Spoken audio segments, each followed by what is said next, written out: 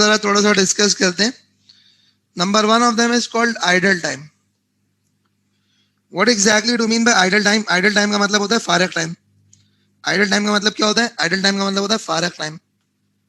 तो या तो आपने एक्स्ट्रा लेबर हायर कर लिए, या फिर आपके पास may be possible stock out हो गया, या मे बी पॉसिबल है ना आपके पास ऐसी चीज हो गई कि एफिशिएंट प्रोडक्शन हो गई,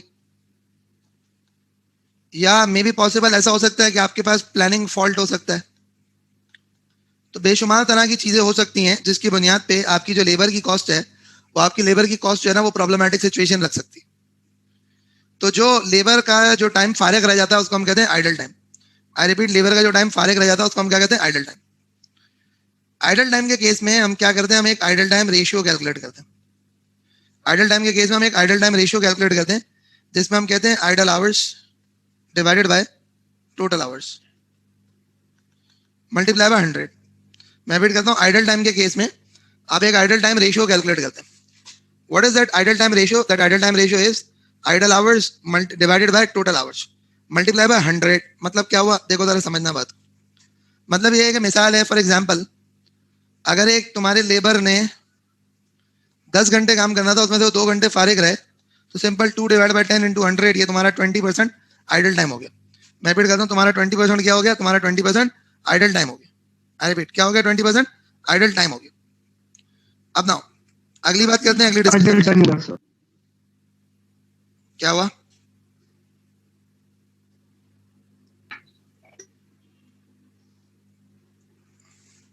तो ये क्या हो गया? This is called idol time ratio. तो लेबर की कंप्यूटेशन के अंदर एक बड़ा इंपॉर्टेंट एरिया क्या होता है? Idle time. तो आपको आइडल टाइम की कंप्यूटेशन, आइडल टाइम की वर्किंग करनी होती है. आइडल टाइम एक्चुअली किसको कहते हैं? फारिग टाइम. यानी कि जिस टाइम में आपकी लेबर फारिग हो गई, जिस टाइम में आपकी लेबर जो है ना वो किसी काम नहीं कर पाई, so that is actually going to be considered as your idle time. अगली बात, नेक्स्ट जो सिचुएशन है वो नेक्स्ट सिचुएशन ये है कि एक कॉन्सेप्ट होता है which is called the labour turnover rate. What is called labour turnover rate? अगर फॉर एग्जांपल आप सोचें कि आप अपने स्कूल जाते हो और आप अपने कॉलेज जाते हो, और वहां पे अगर हर महीने ना गेट पे चौकीदार चेंज हो जाए, जनवरी में अलग, फरवरी में अलग, मार्च में अलग, अप्रैल में अलग, मई में अलग, जून में अलग, तो आप क्या करोगे? आप कहोगे यार ये क्या हो रहा है.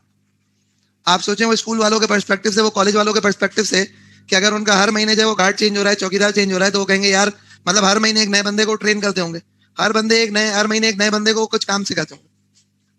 और ये सिर्फ गार्ड चौकीदार तक की कहानी नहीं है, ये एवरी सिंगल पर्सन. इदारे के अंदर कोई भी बंदा काम कर रहा होता है ना, यानी कि फॉर एग्जांपल अगर मैं एक स्कूल कॉलेज की बात करूं तो उसमें एक आईटी वाला बंदा काम कर रहा हो, एक मार्केटिंग वाला बंदा काम कर रहा हो, एक ट्यूटर काम कर रहा हो, एक जो है वो बेसिकली एडमिन का बंदा काम कर रहा हो, एक पीएन काम कर रहा हो, एक्सेट्रा. अगर बंदे मुस्तकिल बुनियाद पे चेंज होते रहेंगे तो आपका आधा टाइम तो बंदों को काम सिखाने में लग जाएगा जो नए बंदे आएंगे उनको. अगर बंदे मुस्तकिल बुनियाद पे चेंज होते जाएंगे तो आपको आधे से ज्यादा टाइम तो बंदों को काम सिखाने में लग जाएगा.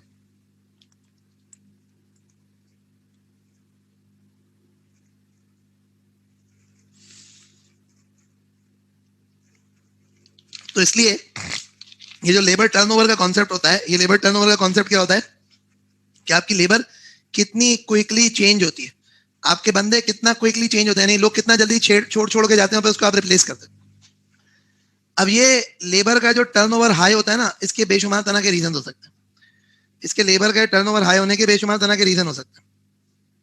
बेशुमार तरह के रीजन क्या हो सकते हैं? मे बी पॉसिबल कि लोगों की इलनेस हो, मे बी पॉसिबल किसी की डेथ हो जाए, मे बी पॉसिबल किसी का एक्सीडेंट हो जाए, मे बी पॉसिबल कि जो है ना मतलब शायद वो डीमोटिवेट हो गए हो कि आप उनको पैसे कम देते हो, या फिर जो है क्या बोलते हैं कि एम्प्लॉइज को अपने सिक्योरिटी के खतरात हो, या फिर जो है क्या बोलते हैं कि पुअर रिलेशन हो between the management and the staff.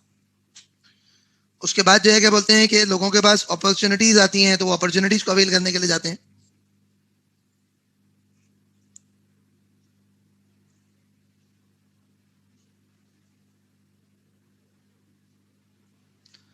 Turnover पर डिसएडवांटेजेस बहुत ज्यादा हैं. जी जी जी, हाई टर्नओवर ज्यादा होगा, डिसएडवांटेज है ना, हर दूसरे दिन नए बंदे को सिखा लो. So basically what happens is कि ये अगर हाई टर्नओवर है तो टर्नओवर का रीजन कुछ भी हो सकता है. अच्छा, तो अपना पॉइंट इज कि टर्नओवर में कोई इशू आता है? हाँ, there is actually a cost of labour turnover. जब आपका लेबर टर्नओवर हाई होता है ना तो आपकी लेबर टर्नओवर की कॉस्ट होती है, वो क्या कॉस्ट होती है? One of them is termed as replacement cost and the other one of them is called preventative cost. मैं रिपीट करता हूँ, आपका जो लेबर टर्नओवर हाई होता है, उस लेबर टर्नओवर हाई होने के लिए एक आपकी होती है रिप्लेसमेंट कॉस्ट, एक होती है आपकी प्रिवेंटेटिव कॉस्ट। क्या मतलब है ये रिप्लेसमेंट कॉस्ट का, क्या मतलब है ये प्रिवेंटेटिव कॉस्ट का? इसकी मैं आपको थोड़ी सी बात बताता हूँ।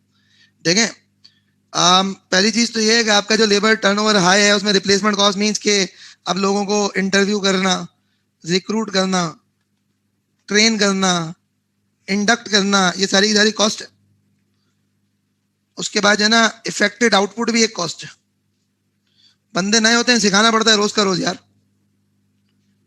प्रिवेंटेटिव कॉस्ट के अंदर क्या है? प्रिवेंटेटिव कॉस्ट के अंदर जो है ना, आपके पास ये होती है कि आपको जो है ना वो कॉस्ट देनी होती है in terms of benefits, in terms of rewards, etcetera etcetera. ये चीजें आपको देनी पड़ती है। अगर आपको रोकना है एम्प्लॉय को, तो इज्जत तो देनी है। Yearly changes affect the salary and their work, yes obviously. कि आपके पास जो है ना, क्या बोलते हैं कि प्रिवेंटेटिव कॉस्ट तो बहुत सारी होती है ना, कि मतलब आपको उनको बेनिफिट देने पड़ रहे हैं, आपको उनको रिवॉर्ड्स देने पड़ रहे हैं, बहुत कुछ करना पड़ रहा है। अब एक चीज जरा समझना, वो ये है कि जो आपका हाई लेबर टर्नओवर है उसको कैसे प्रिवेंट किया जाए। आपका जो हाई लेबर टर्नओवर है भाईजान, उसको कैसे प्रिवेंट किया जाए? तो एक तो ये है कि सेटिस्फैक्टरी वेजेस हो, गुड एनवायरनमेंट क्रिएट करो, लोगों के लिए अच्छा एनवायरनमेंट क्रिएट करो, ट्रेनिंग एंड डेवलपमेंट करो, लोगों की ट्रेनिंग करो, लोगों की डेवलपमेंट करो। सक्सेशन प्लानिंग करो। सक्सेशन प्लानिंग ये होता है कि यार आपने कहा यार मैं फला बंदे के ऊपर बहुत ज्यादा ओवरली डिपेंडेंट हो गया हूँ, जरा थोड़ा सा एक काम करते हैं, इसके साथ दूसरा बंदा एक और रख लेते हैं। वो इसलिए रख लेते हैं कि यार अगर ये बंदा कल चला गया तो वेयर डू आई स्टैंड? तो मे बी पॉसिबल आप साथ में दो बंदे रखते हो। आपने कहा फला बंदा बूढ़ा हो गया है, अब ये आज में 1 साल बाद 2 साल बाद रिटायर हो जाएगा, तो रिटायरमेंट हो जाएगी, तो मैं फला बंदे को इसकी जगह दूसरा बंदा जो है ना वो साथ में ट्रेन करना शुरू कर दूं। That's called succession planning. अब नाउ, सो लेबर का जो टर्नओवर है, उस लेबर के टर्नओवर के लिए लेबर टर्नओवर रेट कैलकुलेट किया जाता है। और लेबर टर्नओवर रेट कैसे कैलकुलेट किया जाता है? That is actually about replacements. क्या चीज? That is about the replacements divided by average number of employees in a period multiplied by 100.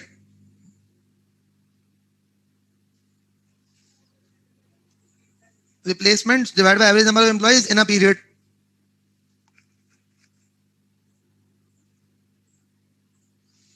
इसकी एग्जांपल ले लें कि स्टार्ट ऑफ द ईयर जो एम्प्लॉइज थे वो थे 2500, एंड ऑफ ईयर में जो एम्प्लॉइज हैं वो हैं 1800।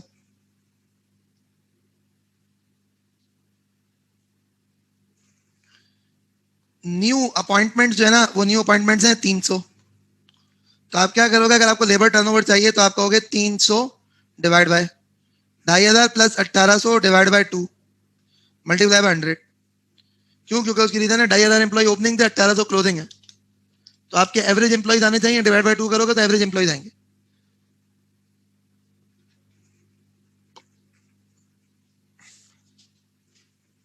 तीन सौ डिवाइड बाय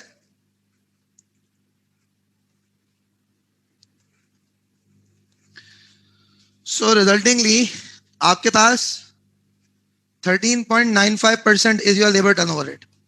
13.95% आपका लेबर टर्नओवर,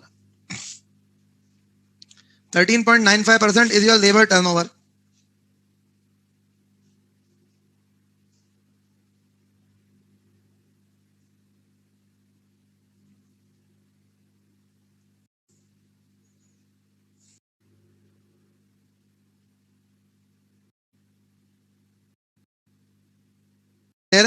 तो जितना लेबर टर्नओवर रेट कम होगा उतना ज्यादा अच्छा होगा।